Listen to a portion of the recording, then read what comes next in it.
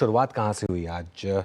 Clearly auto sales से market का focus था और ऑटो सेल्स के बारे में कहा जाता है कि सबसे इम्पॉर्टेंट हाई फ्रिक्वेंसी इंडिकेटर होता है, क्योंकि सबसे रीसेंट डेटा होता है और एक अक्रॉस द बोर्ड आपको क्या चल रहा है इकॉनमी में उसका एक थोड़ा सा पल्स चेक कराता है। निफ्टी ऑटो इंडेक्स करीब 2.5% ऊपर है। अब तक कैसी सेल्स रही हैं? काफ़ी कंपनियां और बड़ी कंपनियां हैं जिन्होंने सेल्स या तो मीट की हैं एस्टिमेट से या काफ़ी हद तक उनको बीट किया है। यतिन के पास चलते हैं और उसके बाद दीपाली के पास जाएंगे। दीपाली का फोकस होगा देश का सबसे बड़ा गाड़ियों का मेला भारत मोबिलिटी एक्सपो 2025, उस पर भी बात होगी। लेकिन इससे पहले यतिन के पास चलते हैं और जानते हैं कि अब तक सेल्स कैसी रही हैं auto sales. Yatin, good afternoon, बताइए। Good afternoon. और क्लियरली ऑटो सेल्स की बात करें तो दिसंबर का महीना टिपिकली लीन होता है। एक्सपेक्टेशंस ये थी कि सेल्स स्लो लेन में जाएंगी, लेकिन कहीं ना कहीं ऑटो कंपनीज का प्रदर्शन टॉप गियर में रहा है। अगर हम बात करें स्पेसिफिकली पोस्ट मार्केट, येस्टरडे जो नंबर्स आए अशोक लेलैंड, जहां एक्सपेक्टेशन था कि सेल्स गिरेंगी, उसकी बदली अशोक लेलैंड की जो कमर्शियल व्हीकल सेल्स हैं वो लगभग 5% बढ़ी। इसके अलावा अगर हम रॉयल एनफील्ड सेल्स की बात करें तो यहाँ आइशर मोटर्स ने कमाल कर दिखाया है। लगभग 80,000 यूनिट्स की बिक्री हुई है दिसंबर में, जब एक्सपेक्टेशन था लगभग 75,000 यूनिट्स का, और 30% की साल दर साल बेसिस पे आपको सेल्स ग्रोथ होती हुई नज़र पड़ी है। तो कहीं ना कहीं ये जो प्रदर्शन है काफ़ी शानदार रहा है। इनफैक्ट आज सुबह जब मारुति से CNBC आवाज़ ने बात की और हमारे नेटवर्क ने बात की, तो मारुति ने भी कहा कि जो कंसर्न्स थे वो कहीं ना कहीं बहुत ज़्यादा थे स्ट्रीट पे, लेकिन अब डीलर्स के पास केवल 9 दिनों की इन्वेंट्री है और कंपनी के पास 2 लाख गाड़ियों की बुकिंग अभी भी पेंडिंग है। और कहीं ना कहीं इसके बाद ब्रोकरेजेस भी उत्साहित नजर पड़े।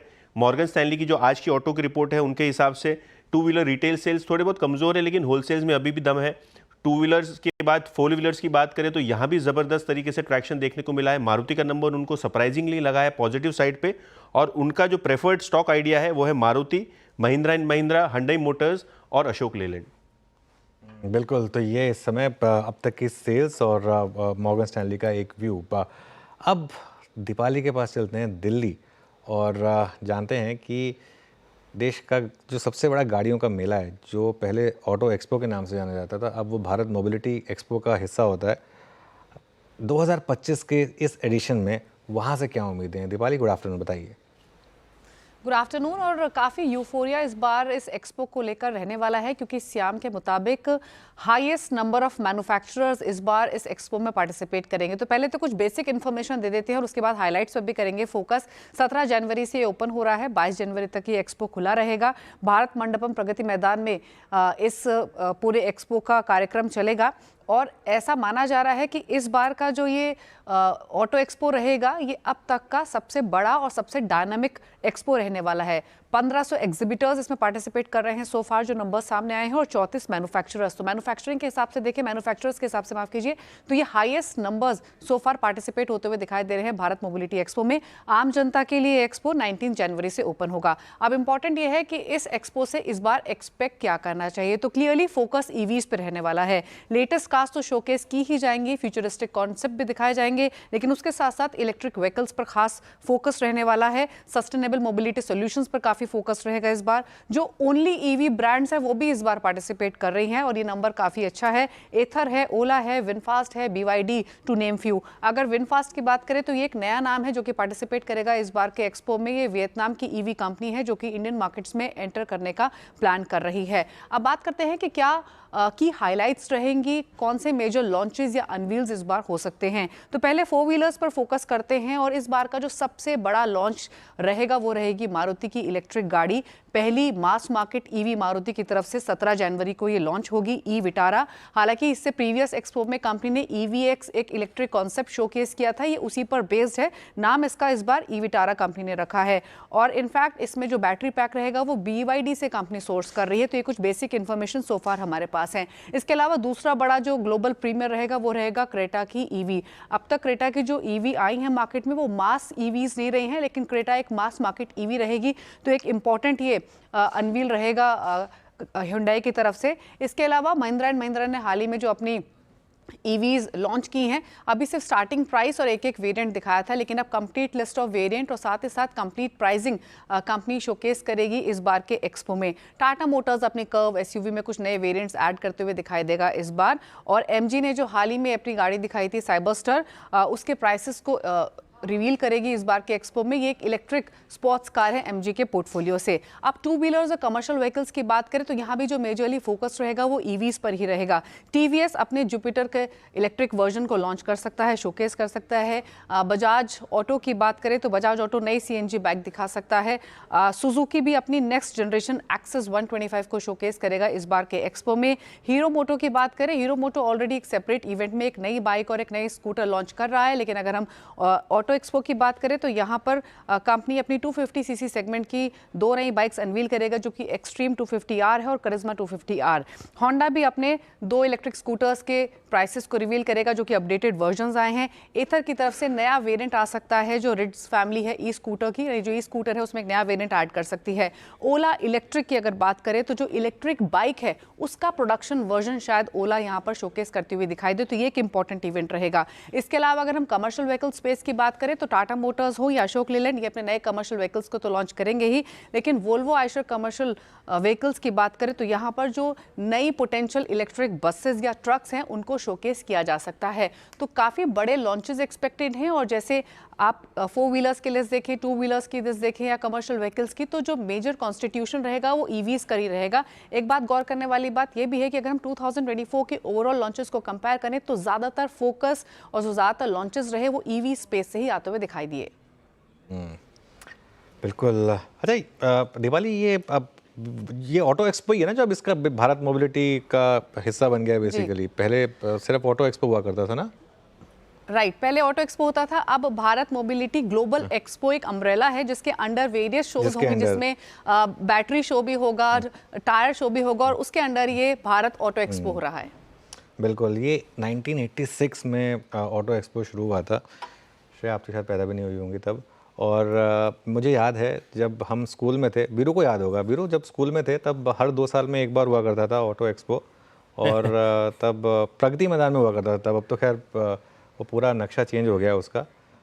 तब तो प्रगति मैदान में एक तरफ अप्पू घर हुआ करता था और इसमें फिर वो ऑटो एक्सपो हुआ करता था, और तब हम सब जाया करते थे। उस समय मतलब मज़ा आया करता था ऑटो एक्सपो जान के, क्योंकि बस वहीं पे सारी गाड़ियाँ देखने को मिलती थी, और तो कोई मतलब तरीका था नहीं गाड़ियाँ देखने का। मैंने भी कवर किया सर, बाय द वे 2 साल ऑटो एक्सपो, जब मैं दिल्ली में थी। हाँ, बट मैं अपने स्कूल की याद दिला रहा हूँ, वो वीरों को भी याद होगा अच्छे से। मेरी रीच दिल्ली तक नहीं था, क्योंकि सिंस हरिद्वार मैं पहली बार एनडीए का पेपर देने दिल्ली में आया था, आप यकीन मानिए 1990, मतलब जब मैं 12th में था, पहली बार एनडीए पेपर देने दिल्ली आया था, तो मैंने कभी नहीं देखा।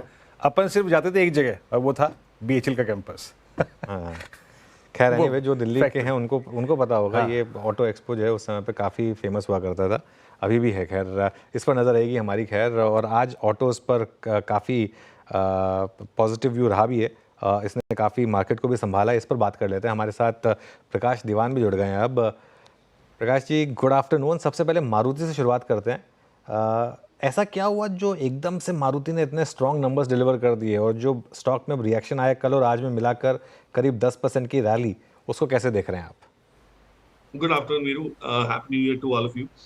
देखिए, जो ये मंथली सेल्स के नंबर को हम डाइसेक्ट करने की कोशिश कर रहे हैं ना, इसमें थोड़ा सा गहराई में अगर जाएं तो एक चीज समझ आ रही है कि मारुति ने 2 महीने में जो प्रोडक्शन किया उससे ज्यादा 40,000 गाड़ियां बिकी हैं। इफ यू एड अप नवंबर दिसंबर के टोटल नंबर्स, तो हुआ ये है कि उन्होंने जो डीलर लेवल पे जो फेस्टिव सीजन में रीस्टॉकिंग हुई थी उसको खाली कराया, और थोड़ा सा चेंज ये आया है कि नीचे वाले जो जो जो कॉम्पैक्ट और मिनी वाले जो मॉडल्स, जिनको ए और बी कैटेगरी के हम कहते हैं, जो सिलेरियो और एस्प्रेसो और इस टाइप के जो ये है वहां, और खास करके इग्निस को देखिए, तो इन सब के नंबर्स बड़े इंटरेस्टिंग हैं कि वहां पे एक रिवाइवल सा आया है। बट एक और चीज बता दूं आपको कि जो फीडबैक मिला है मार्केट से और डीलरशिप से, ये काफी डिस्काउंट्स भी इसमें लगाए गए हैं। ये नहीं है कि ये एमआरपी पे जो जो जो इन्होंने कोटेड प्राइस है उसी पे सब कुछ बेच दिया है। तो कई जगह 15-20%, और आप आए दिन देखते रहे पेपर्स में, न्यूज़पेपर्स में डिस्काउंट्स के ऑफर्स, ये वो युडाई की तरफ से, मारुति की तरफ से आते रहे। तो हुआ ये कि डी स्टॉकिंग हुई है, उसकी वजह से थोड़े से सेल्स आपको ब्राइट लग रहे हैं। अदरवाइज और मारुति का प्लांट साल में एक बार जब बंद करते हैं ईयर एंड पे टिपिकली दिसंबर में करते हैं, क्योंकि लोगों की जो चेष्टा रहती है कि दिसंबर के बाद जनवरी में हम ले नया मॉडल 2025 का लिया जाए, 24 का नहीं। उससे एक आपकी रीसेल वैल्यू हमेशा एक बरकरार रहती है। तो कई चीजें हैं, तो बहुत इसमें I am not very excited कि ये ट्रेंड कोई चेंज हो रहा है। हाँ, ट्रेंड चेंज जरूर हुआ है कि एंट्री लेवल कार्स में भी एक रिवाइवल आया है। That I think is a glimmer of hope, जिसकी वजह से हो सकता है कि आगे चल के आपको वॉल्यूम्स पिकअप होता हुआ दिखे। पर जो गाड़ियां बिक रही है, एसयूवी मार्केट अभी भी 50% शेयर है, और उसमें हर एक को होड़ उसी में है कि हम कैसे इसको प्रीमियम साइड में हम लोग कमाई कर सके, मार्जिन ग्रो कर सके। सो इंटरेस्टिंग है, लेकिन इस क्षेत्र को देखने के लिए थोड़ा सा आपको लॉन्ग टर्म व्यू अगर लेंगे तो मारुति से अच्छा आपको एमएनएम लगने लगेगा। एमएनएम में बहुत चीजें चेंज हो रही हैं, और खास करके उनका जो इलेक्ट्रिक प्लेटफॉर्म लॉन्च हो रहा है, उसमें जो गाड़ियां लॉन्च हो रही है, उनकी क्वालिटी और प्राइस पॉइंट को देख के मुझे लगता है कि वो एक बहुत बढ़िया ग्रोथ एरिया रहेगा। और जो ट्रेडिशनल इलेक्ट्रिक कार्स है, मैं इलेक्ट्रिक कार्स में भी आप देखिए 3-4 साल से टाटा मोटर्स ने जो पहल की, वहां पे अभी एक एक एक थोड़ा सा एक स्टैग्नेशन सा आने की उम्मीद हो रही है। लोग ट्राई कर चुके हैं, आजमा चुके हैं, और अब नए वर्जन्स की जो कार है जो महिंद्रा के लॉन्च की है, वहां पे एक शिफ्ट होने की उम्मीद बन रही है। सो इंटरेस्टिंग है, चीजें बड़ी रैपिडली चेंज हो रही है। बट हाँ, मेरे हिसाब से नंबर्स इंटरेस्टिंग रहे, उसकी वजह से ये थोड़ा सा मार्केट में under under on the Maruti का शेयर। तो मेरे साथ, और एज ए डिस्क्लेमर, मेरे पर्सनल पोर्टफोलियो में काफी समय से है, आईपीओ के समय से है इनफैक्ट। तो डिस्काउंटिंग थोड़ी सी है, उस वजह से सेल्स बढ़े हैं।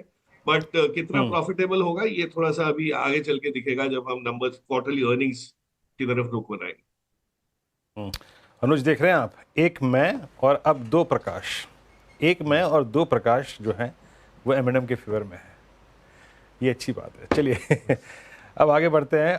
प्रकाश सर, ये तो बात हो गई ऑटो की, और राइटली